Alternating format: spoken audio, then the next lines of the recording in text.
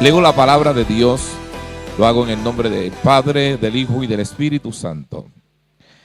Vino a Nazaret, donde se había criado, y en el día de reposo entró en la sinagoga conforme a su costumbre, y se levantó a leer, y se le dio el libro del profeta Isaías, y habiendo abierto el libro, halló el lugar donde estaba escrito: el Espíritu del Señor está sobre mí, por cuanto me ha ungido para dar buenas nuevas a los pobres.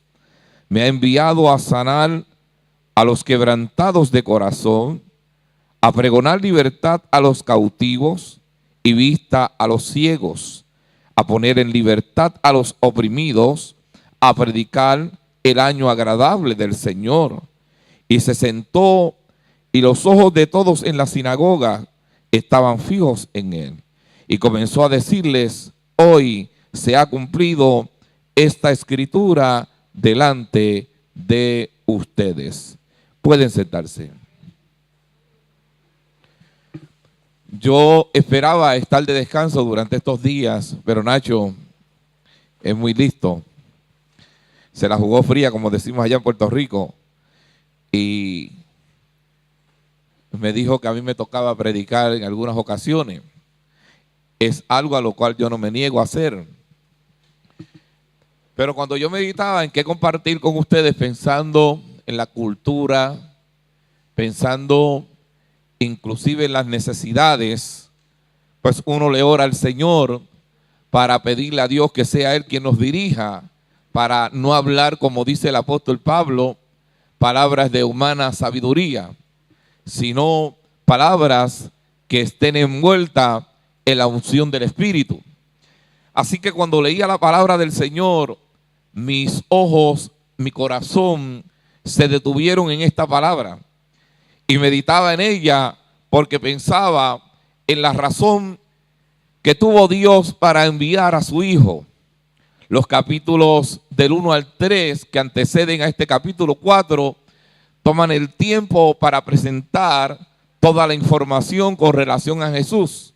Habla de su nacimiento, habla del nacimiento de Juan el Bautista, habla de todas las cosas que demostraban, evidenciaban realmente la razón por la cual Él había llegado al mundo.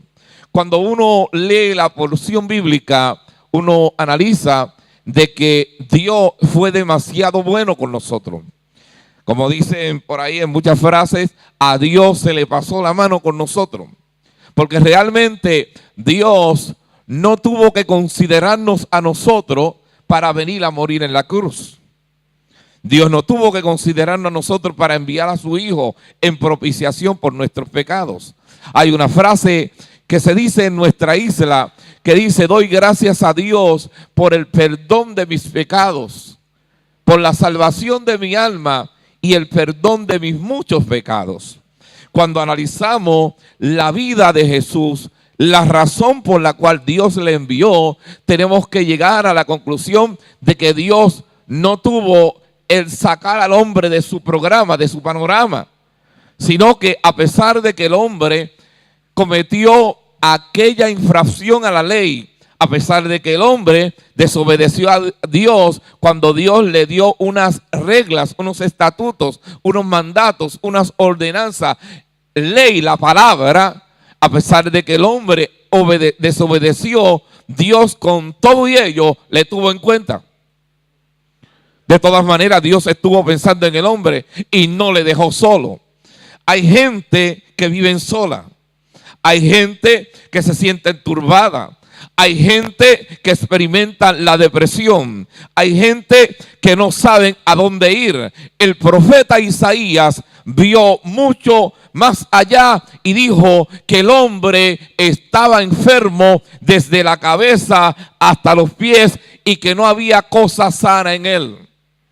Cuando el hombre demuestra su condición en su anatomía, nos damos cuenta de que posiblemente ese hombre externamente pudiera demostrar de que ese hombre se ve bien, de que esa mujer se ve bien, pero hay que investigar un poco más allá para darnos cuenta qué necesidad hay interna en ese hombre. El hombre de nuestro tiempo se siente vacío. El hombre de nuestro tiempo camina sin Dios, camina sin rumbo, camina sin esperanza. Pero qué bueno es cuando leemos a la palabra de Dios y nos encontramos la experiencia de aquel hombre pequeño llamado Zaqueo, que a pesar de que vivía económicamente bien, él estaba bien, él era una persona pudiente que tenía dinero, pero tenía necesidad. Y cuando oyó hablar de Cristo, él se acercó. Y a pesar de que tenía una necesidad, de que era pequeño de estatura, la Biblia dice que se subió al árbol para poder ver a Jesús. Y Jesús, que todo lo escudriña, Jesús que todo lo sabe, cuando lo vio le dijo: Zaqueo, baja del árbol, porque es necesario que yo pose contigo hoy en tu casa. Oiga, para los que estaban allí, posiblemente se hicieron cuantas y tantas preguntas. Dijeron: bueno, ¿quién es este? Este que dice ser Salvador, este que dice ser sanador, este que dice ocupar tantas posiciones que Dios le envió, que viene a establecer su reino sobre la tierra y va a vivir o va a compartir con un hombre pecador.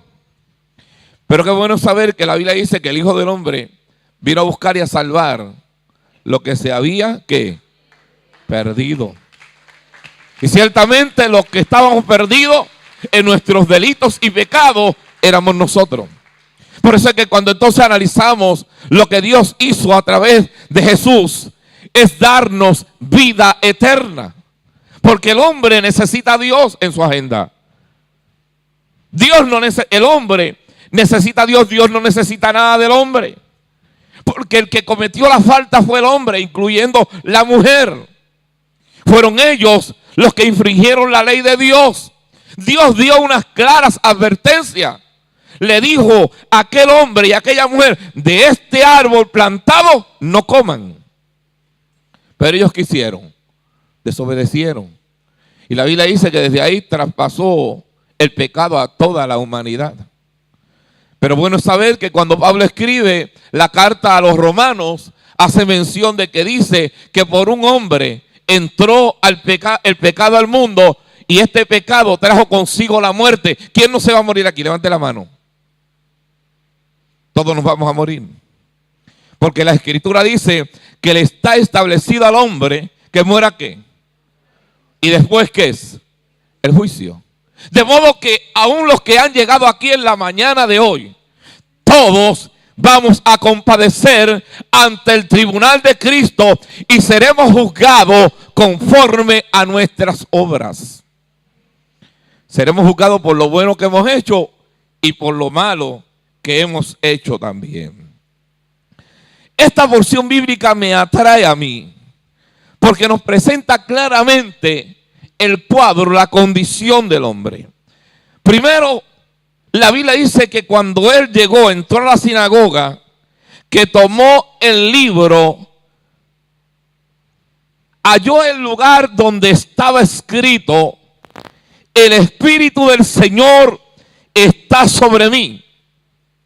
Hablando Jesús, por cuanto me ha ungido para dar buenas nuevas ¿a quiénes? A los pobres. Dios no pasa por alto a los pobres. Y como yo veía anoche de todas las naciones que pasaban por este lugar, yo alababa a Dios. Porque el Evangelio ha sido esparcido por todas las naciones. Y a pesar de que el Evangelio está corriendo, la Escritura dice que tiene que llegar a los confines de la tierra. Tiene que llegar a lo último, al final. Y cuando esto ocurra, aparecerá el deseado de todas las naciones.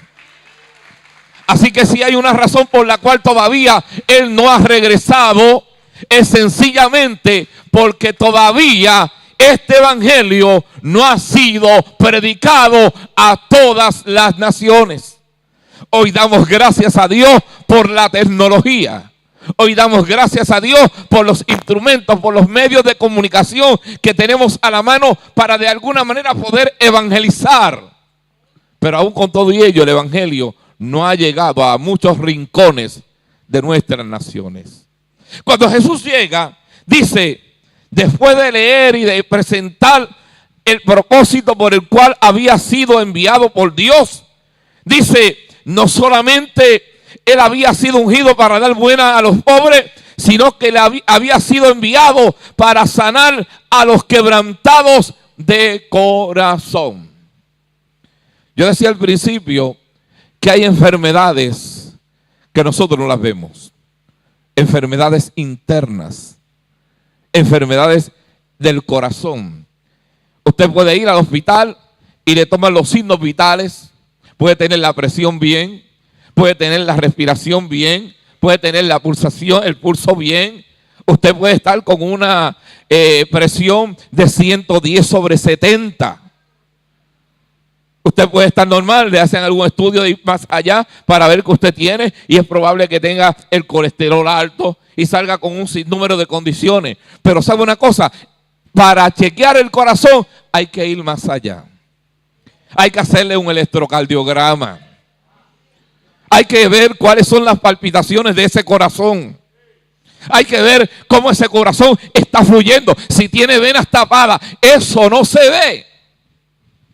Hay gente caminando por las calles que tienen esas condiciones y de momento un infarto cardíaco. Y hay que correr con ellos para poderlos de alguna manera levantar de su condición. Pero eso no se ve. ¿Sabe una cosa? Dios trabaja con el corazón. El Dios nuestro es un Dios especialista. Y cuando Dios llega, viene a ocupar la atención, porque habían pobres, porque habían personas que estaban quebrantados de corazón. Y probablemente los discípulos y los que le acompañaban no se daban cuenta, pero habían condiciones internas que solamente quien las conoce es Dios. Porque la Biblia dice que nosotros hemos sido formados conforme a su imagen y a su semejanza. Así que Dios conoce cada cosa que hay en nuestro cuerpo, y allí donde reincide la necesidad, allí Dios conoce cuál es la necesidad que tú y yo tenemos. ¿Sabe una cosa? Cuando tú llegaste a este lugar, llegaste con necesidad de Dios. Cuando tú llegaste a este lugar, llegaste porque dentro de ti había una necesidad de Dios. Dios tenía que ocupar el lugar en la vida tuya, y eso fue lo que te hizo llegar a este lugar, porque teníamos necesidad de Él. Yo recuerdo cuando yo me convierto, yo nazco en una, mami era cristiana, papi no. Mami había servido al Señor porque mi abuela la llevó a la iglesia. Y allí ella dio su vida al Señor, conoce al Señor y le fue fiel al Señor. Y todavía le es fiel. Aunque ahora está con la enfermedad de Alzheimer, aún con todo y eso, usted sabe que el paciente con Alzheimer se sale de sus cabales, de su juicio. Mami todavía no ha dicho una sola palabra fuera de orden. ¿Cuántos alaban a Dios? Allá en mi pueblo, allá en mi nación le dicen no habla malo. No dice ninguna palabra fuera de orden. Todavía mantiene en medio de su condición, y aunque su condición ya está crítica, está en la etapa final donde algún día de esto llegamos a casa y le encontramos que el cuerpo está allí, pero su alma se ha ido con el Señor. Y estamos esperando que eso ocurra. Porque si hay alguien de quien yo puedo dar testimonio, de quien yo puedo dar fe, es de la madre mía. Una mujer tremenda. Nacho fue pastor de ella. Y la hermana Laura, una mujer terrible, una mujer de Dios tremenda, una mujer de Dios fiel. Nosotros somos 12 en casa. No pregunte si había televisión. Somos 12, yo soy el mayor. De ellos, 9 servimos al Señor. Todos cantan, tocan, hacemos de todo. Cuando llega el tiempo de Navidad, estamos casi todos ahí en la casa. Y si hay alguien en la conga, uno en los bongos, uno en la guitarra, pero todo el mundo está haciendo algo y los demás cantando. Porque somos muchos. Entonces los nietos y las nietas también sirven al Señor y cantan para Dios.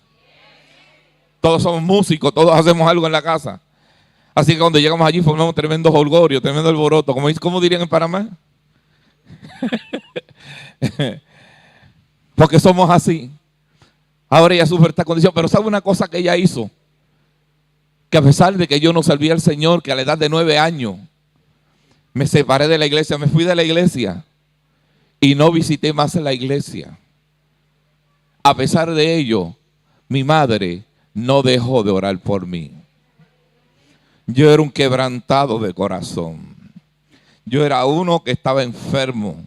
Porque la Biblia dice que el que camina en sus delitos y pecados está enfermo. Su condición es crítica.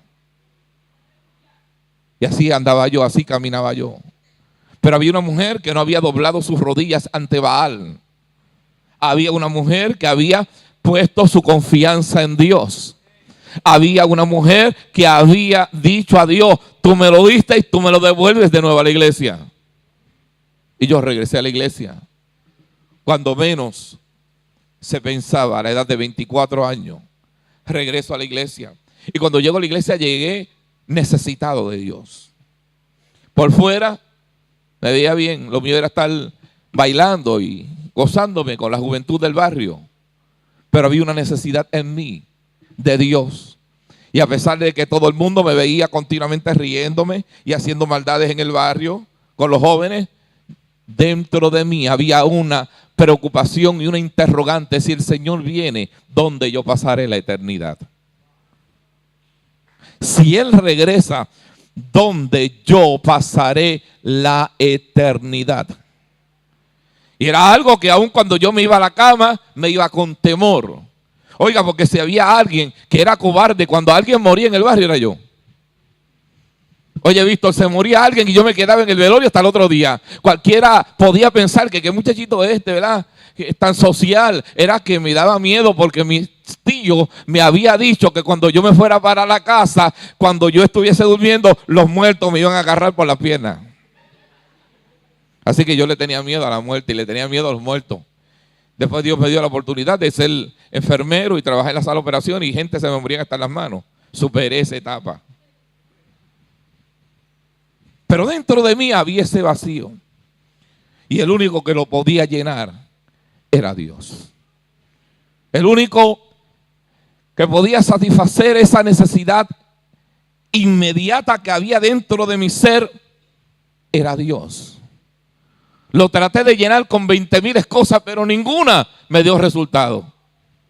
Hasta que llegué a Cristo. Cuando llegué a Cristo, dejé de ser un quebrantado de corazón. Cuando llegué a Cristo, me devolvió la vista. La vista me fue devuelta y se cumplió lo que dice la palabra de Dios. Y aunque ocurrieron milagros donde Dios le hizo o permitió que la vista le fuera devuelta a los que estaban con esta necesidad física, yo estaba ciego por cuanto caminaba en oscuridad. Caminaba de espaldas a Dios.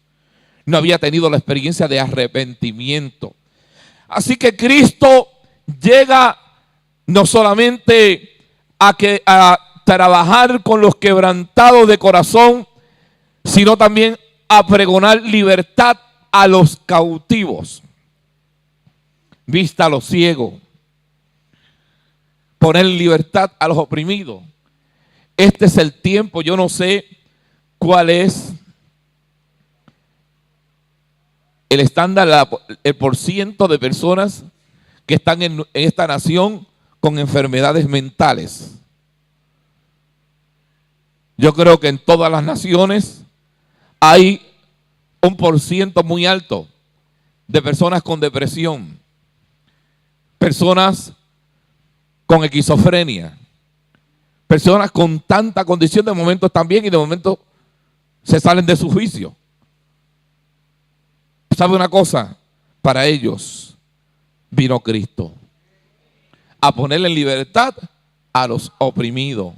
Y una de las cosas que nosotros no nos hemos dado cuenta, inclusive muchas veces las personas de la iglesia, hermano, no se dan cuenta que hay un archienemigo de Dios. Hay un ser que se opone a todo lo que tiene que ver con Dios, llamándosele diablo, Satanás, Lucifer, como usted le quiera llamar, ese se encarga de operar en la vida de la gente. Y muchas veces estamos tan enfuscados que no nos damos cuenta de cómo es que este archienemigo de Dios y enemigo nuestro está trabajando. Y nos preguntamos, ¿pero por qué las personas se quitan la vida? ¿Qué ocurrió? Sencillamente es porque están siendo oprimidos por el mismo enemigo. Si hay alguien que quiere que la gente no conozca a Dios, es el enemigo de las almas. Si hay alguien que no quiere que nos resplandezca el lucero de la mañana, es el enemigo de las almas. Si hay alguien que no quiere que usted y yo, después de la muerte, experimentemos cielo, se llama el enemigo de las almas. Conocido, como ya mencioné, diablos y Satanás. Pero la Biblia menciona claramente que para todas estas cosas apareció el Señor, para deshacer las obras del diablo. Y así lo dice la Biblia. Luego de Jesús evidenciar la razón, mostrar sus credenciales, el propósito por el cual él había llegado, dice la Biblia que le dio a predicar el año agradable del Señor. Y la Escritura dice, y enrollando el libro, le dio al ministro y se sentó. Y todos los ojos de las personas tenían su vista puesta en él. Y comenzó a decirles, hoy se ha cumplido esta Escritura. Fíjense que lo primero que hizo fue enumerar las condiciones del paciente. Ahora le va a dar el medicamento. Ahora va a trabajar con ellos. Y la Escritura dice claramente que entonces inicia su ministerio. Y al iniciar su ministerio, lo primero que se encontró fue con una persona que tenía un espíritu inmundo. Estaba posesionado por un demonio. Y la Escritura dice que descendió Jesús a Capernaum, ciudad de Galilea, y les enseñaba en el día de reposo. Y dice la Biblia que a todos los que le escuchaban hablar se admiraban de su doctrina, porque la palabra de él era una palabra con autoridad. Estaba en la sinagoga un hombre que tenía un espíritu, y así lo dice la Biblia, de demonio inmundo, el cual exclamó a gran voz, diciendo, déjanos, ¿qué tienes con nosotros, Jesús Nazareno? Así que quien primero reconoce que él era Jesús Nazareno es un demonio. Fíjese que no es un convertido. Amén. No fue un cristiano, ni de la secreta, como dicen allá en Santo Domingo. Fue un demonio que reconoció a Jesús. Y le hace esa pregunta. Déjanos. ¿Qué tienes con nosotros, Jesús Nazareno? Has venido para destruirnos. ¿Para qué vino el Hijo del Hombre? Acabo de decir que él vino ¿para qué? Para deshacer las obras ¿de quién? Del diablo. Y el primero que da ese reconocimiento no es uno que estaba oyendo la prédica, es un demonio. ¿Para qué has venido? ¿Has venido para qué? Para destruirnos. Y Jesús le reprendió diciendo, cállate y sal de él. Y la Biblia dice que entonces el demonio, derribándole en medio de ellos, salió de él y no le hizo daño alguno. Oiga, cuando el Señor opera un milagro, lo opera de tal manera que es perfecto.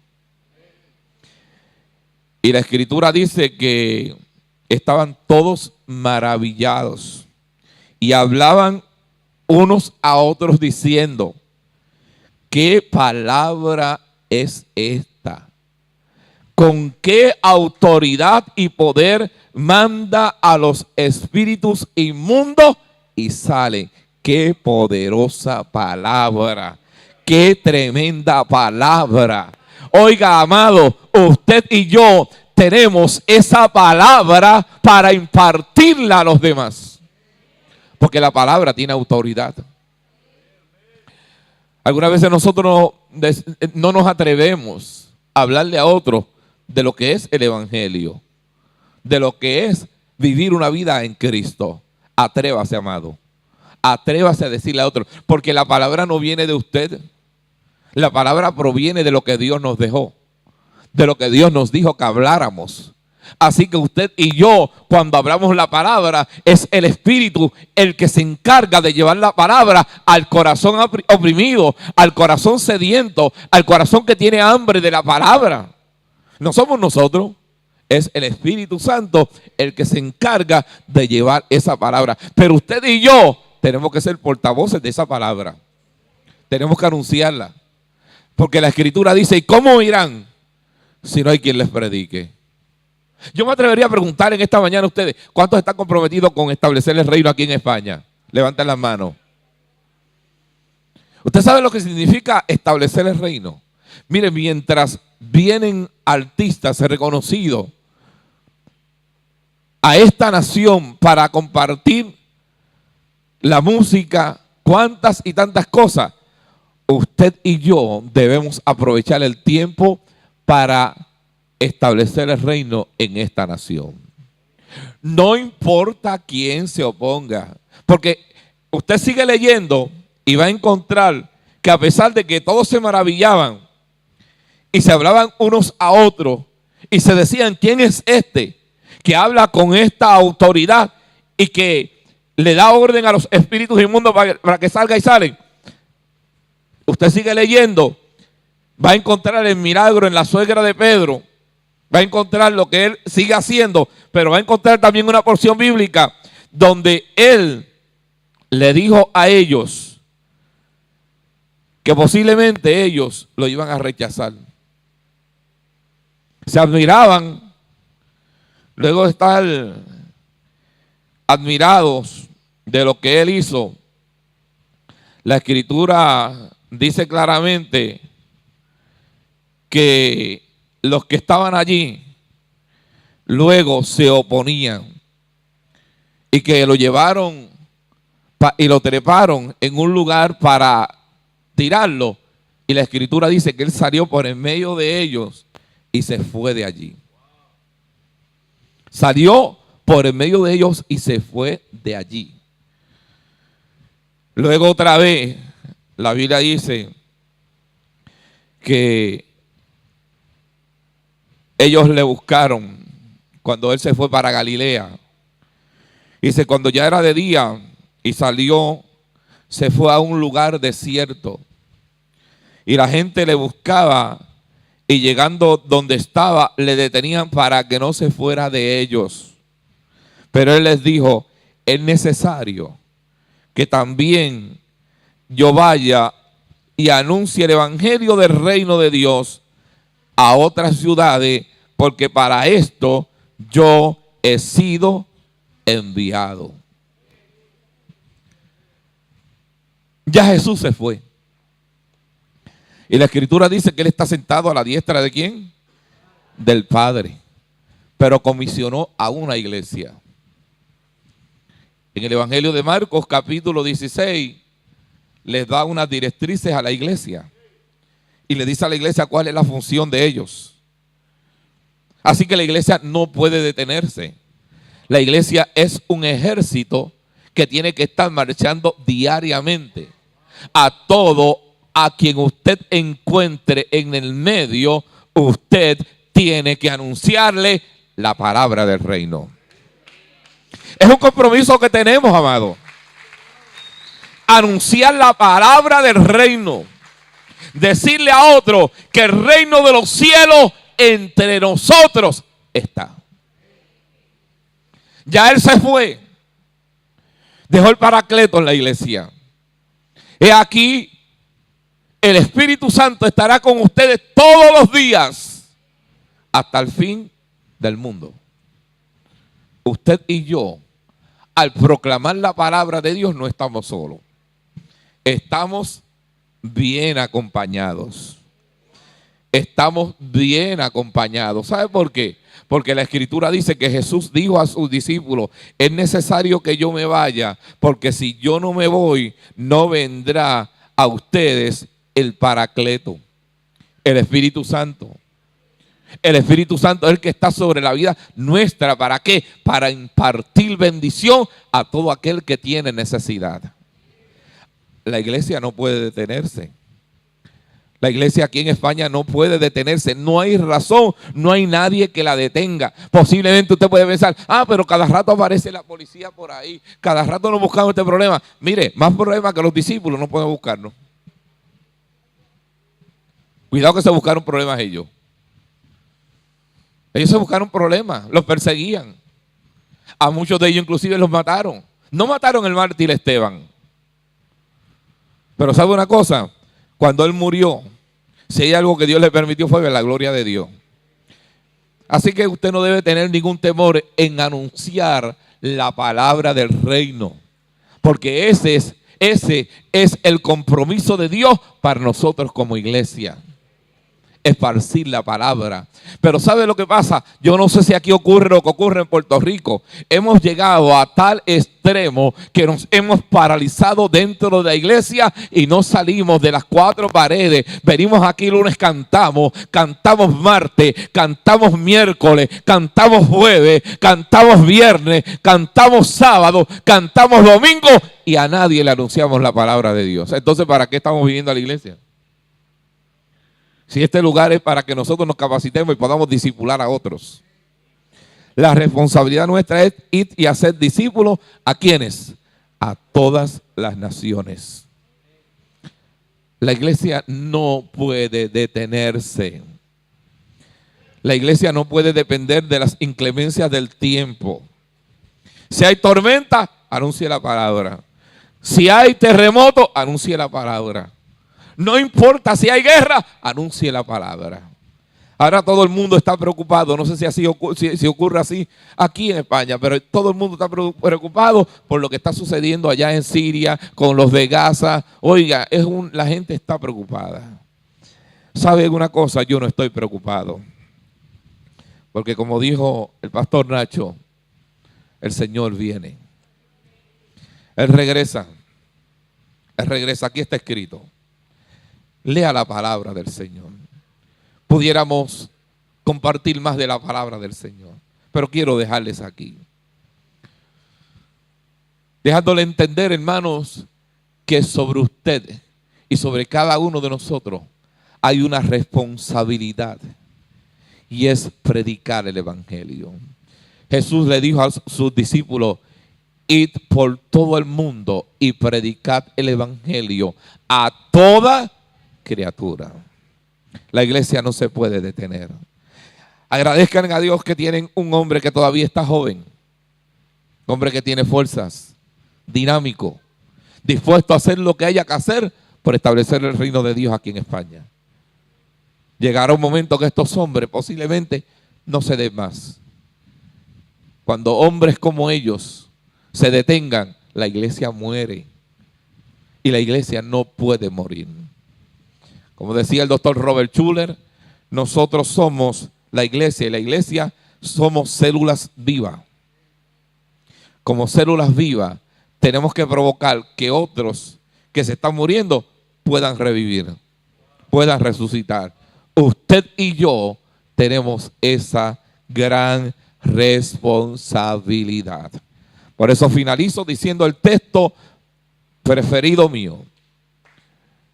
Ahora he aquí ligado yo en el espíritu, dijo Pablo, voy a Jerusalén, sin saber lo que me ha de acontecer, salvo que el Espíritu Santo me da testimonio de que me esperan prisiones, vistos y tribulaciones.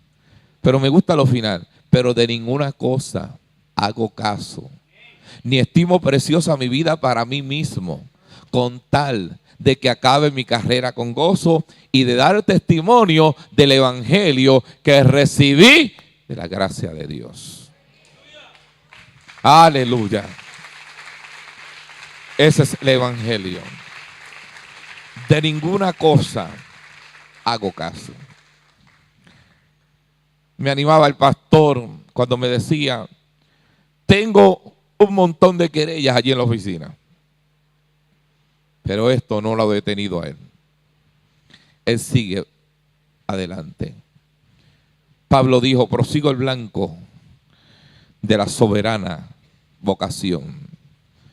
Quien nos llamó sabe si tenemos la fortaleza, si tenemos las virtudes para continuar adelante. Este hombre las tiene todavía.